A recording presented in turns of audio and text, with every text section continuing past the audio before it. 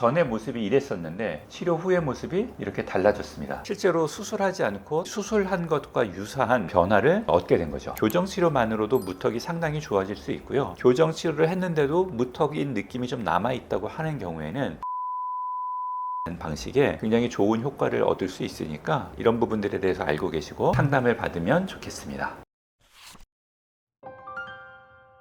반갑습니다. 웃는 치과의사 오원장입니다. 지난번 주걱턱에 관련된 이야기들과 사례를 소개해드려 봤는데요. 주걱턱 못지않게 상당히 많은 환자분들이 거울을 볼 때마다 고민하는 턱에 문제가 있습니다. 턱이 너무 들어가 보이는 경우 혹은 턱이 없어 보이는 경우라고 해서 무턱이라고 표현을 합니다. 주걱턱은 골격성 3급 부정교합이라고 표현을 하고요. 무턱은 골격성 2급 부정교합이라고 표현을 하는데요. 위의 턱에 비해서 아래 턱의 성장이 부족한 경우를 나타내는 말입니다. 그래서 이렇게 무턱 증상을 가지고 계신 분들이 저를 찾아오셔서 하시는 말씀 중에 대부분은 선생님 저 무턱을 개선하고 싶은데 수술 없이 치아 교정 치료만으로도 이게 개선될 수 있을까요? 이런 질문을 많이 하시는데요. 오늘은 수술 없이 무턱을 해결할 수 있는 치아 교정에 대해서 이야기를 해보면 좋겠습니다. 무턱 환자분들의 경우에 가장 첫 번째 나오는 특징이 턱 라인이 뒤로 이렇게 쑥 빠져 있는 모습들을 보게 되는 경우들이 많거든요. 지금 제가 보여드리고 있는 이 환자 사진처럼 턱 끝이 적절히 나와 있어야 되는데 그게 없이 뒤로 쑥 빠지면서 목에서부터 턱 끝까지의 길이가 굉장히 짧은 경우들이 무턱 환자분들의 주된 특징이죠. 그리고 이렇게 무턱인 분들은 턱 끝이 뒤로 들어가 있기 때문에 상대적으로 돌출되어 있는 구강 구조를 보이게 되고요. 입이 자연스럽게 다물어지지 않는 특징을 가지고 있습니다. 그래서 이런 분들의 우리가 치료를 진행할 때 크게 두 가지 방법을 놓고 고민을 하는데요. 무턱 자체는 골격적으로 아래 턱뼈의 성장이 작은 거기 때문에 이 부분을 사실 해결하려고 그러면 원칙적으로는 턱뼈의 길이를 앞쪽으로 증가시키는 수술적인 접근을 첫 번째 고민을 하게 됩니다. 그래서 턱뼈를 앞으로 전방 이동시키는 수술과 교정 치료를 병행해서 이 부분을 이상적인 얼굴 골격 형태에 가깝게 개선을 시키는 방식이 첫 번째 방법이고요. 두 번째 방법은 턱 수술 없이 치아 교정 치료만으로 이 부분을 해소하는 건데요. 치아 교정 치료만으로 진행했을 때는 사실은 작은 턱 크기가 증가되는 것은 아니지 않습니까? 그래서 턱뼈의 변화는 없지만 돌출된 입을 뒤로 넣어줌으로써 상대적으로 작은 턱이 덜 작아 보이게끔 하는 그런 절충 치료라고 말씀드릴 수 있겠습니다. 교정 치료를 통해서 돌출입을 개선하게 되면 상대적으로 코끝하고 턱끝이 조금 더 부각되어져 보이는 효과가 있거든요. 저를 찾아와서 무턱에 관련된 고민을 말씀하시는 많은 환자분들은 대부분 다 수술적인 부분을 어떻게든 좀 안 하길 원하는 분들이 많습니다. 수술 없이 교정 치료만으로 돌출입을 개선함으로써 무턱이 같이 개선된 그런 사례를 좀 보여드리도록 하겠습니다.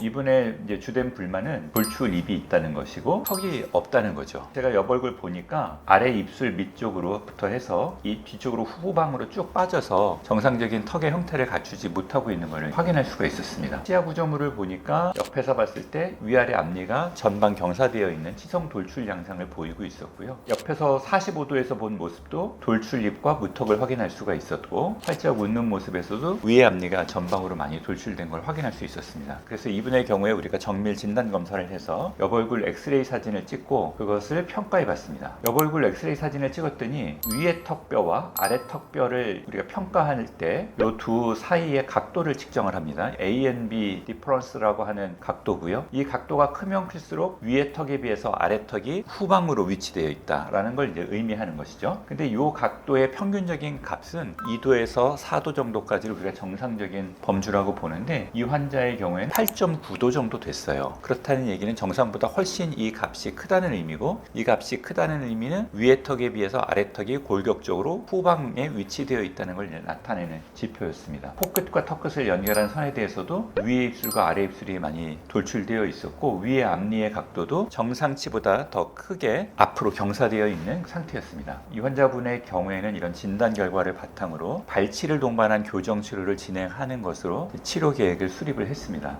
위에서는 첫 번째 작은 어금니를 뽑는 것으로 하고요. 아래쪽에서는 두 번째 작은 어금니 발치하는 것을 계획을 했습니다. 다행히 당시에 두 번째 작은 어금니가 안 좋은 상태였습니다. 그래서 그 안 좋은 치아를 뽑으면서 교정 치료를 진행하기로 했어요. 교정 장치를 부착하고 치아를 발치한 상태입니다. 이렇게 치료를 진행을 해서 한 1년 8개월 정도 됐을 때 치아 발치 공간이 거의 닫힌 것을 확인할 수가 있었고요. 아래도 왼쪽에서만 2mm 정도가 남고 발치 공간이 닫힌 게 확인됐습니다.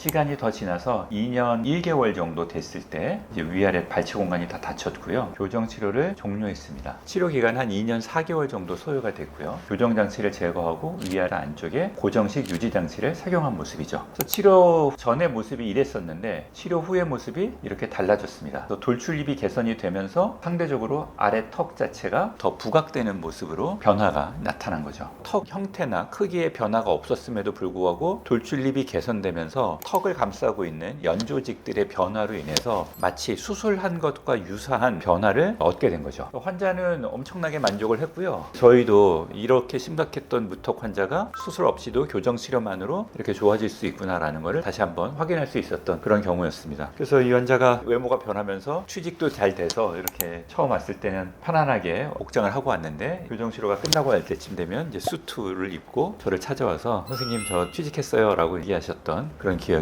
제가 납니다.